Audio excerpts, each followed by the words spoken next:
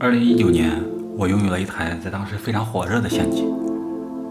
之后很长一段时间我都随身带着，拍了很多乱七八糟的玩意儿，当然也拍了一些自己很喜欢的照片。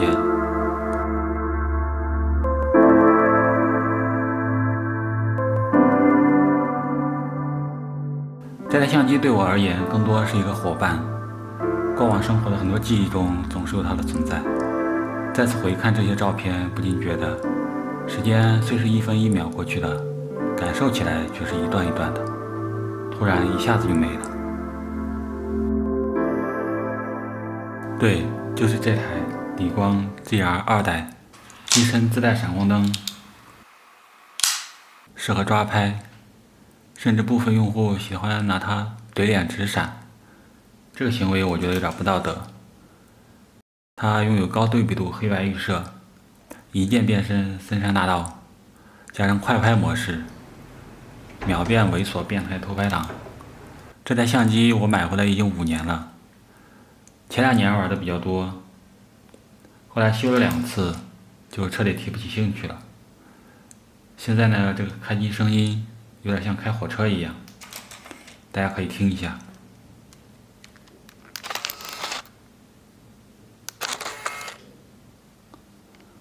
它的对焦速度也比较慢，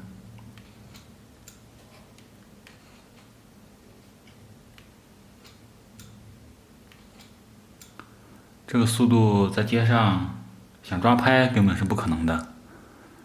外观呢也到处都是掉漆磕碰，这个胶皮都有点包浆了。今天呢就跟大家分享一下这台相机我的持有感受。先说3个优点吧。第一个就是这个机身确实比较小巧，很方便。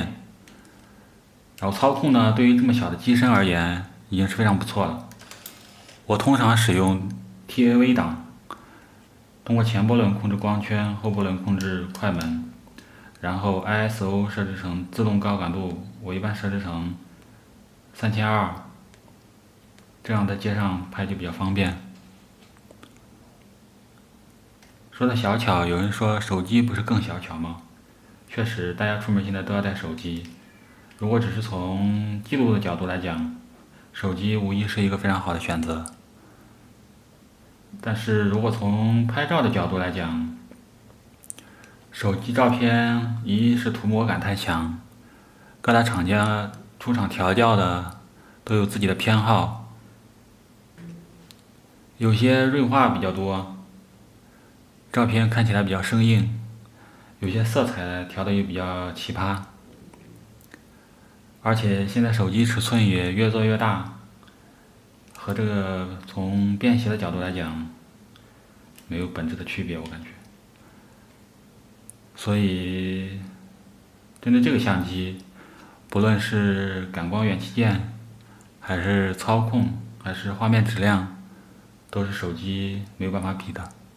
第二个就是它的色彩，GR 的色彩被很多人喜欢，这一点对于我个人来讲并没有什么特别大的感觉，毕竟都是数码照片。但是 GR 有个特点，它就是它的肉格式的照片色彩也是有一定倾向的。很多人喜欢它的色彩预设，特别是这个高对比度黑白模式，被戏称为森山大道模式。照片拍废了就一键黑白，还可以凑合拯救一下。第3个就是我比较喜欢的快拍功能，这个在其他的相机上几乎没有看到过。我们可以把快拍激活，然后在菜单里面可以设置它这个快拍的对焦距离，比如2米、2.5米、5米。选定以后，你在街上拍和你距离差不多5米左右的物体，就可以直接按快门。另外的话呢，在这个基础上，如果你将光圈稍微缩小一点，比如缩小到5点几、6点几、8点几，这样的话呢，它可以获得一个更好的景深效果。这个功能对于街拍来讲用起来非常方便，下次我单独介绍一下。下面来讲两个缺点，一个是在今天这个相机市场上，1600万的像素确实比较受限，再加上它这个是等效28毫米的焦距，后期的二次构图比较受限，对于和我一样的喜欢和被摄物体保持一定距离的用户来讲，有点不太方便。第二个缺点就是这个品控，这操蛋玩意儿，我的使用强度不高，因为 GR 在我的设备清单里只能算是记录生活的玩具。刚开始的2年连续修了2次，同样的问题，连寄送维修的月份都是一样的。我也上网查了一下，有非常多类似的问题，这个只能算是设计缺陷，所以这玩意儿只适合偶尔拿出来把玩一下。如果要使用强度高一点的话，要做好经常维修的准备。GR 在固定镜头类的便携相机领域，确实有它独一无二的地方。拿我手里这台徕卡和它比一下，无论是重量、尺寸，都有质的区别。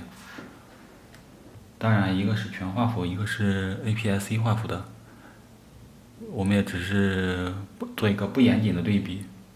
GR 可以随时放在口袋里或者包包的任何一个小口袋，而徕卡呢，它的外观尺寸基本上和现在普通的一些无反相机都差不多了。是富士 X100系列，其实也并不轻巧，我之前在线下店体验过一下，在使用便利性上和 GR 还是有巨大的差别。也正因为这个特点， GR 被一众忠实的用户奉为街拍经典。GR 现在的产品，不论是 GR3X 还是新出的 GR3X HDF， 都经常面临缺货的现象。我一直都坚持没有完美的相机，但是只要愿意带出门的相机，它就是好相机。这一点 GR 是完胜。在使用的时候，其实了解一下自己相机的优势和缺点，针对不同的场景和需求，选择不同的类型才是正解。没有一台相机能够兼顾所有的使用场景。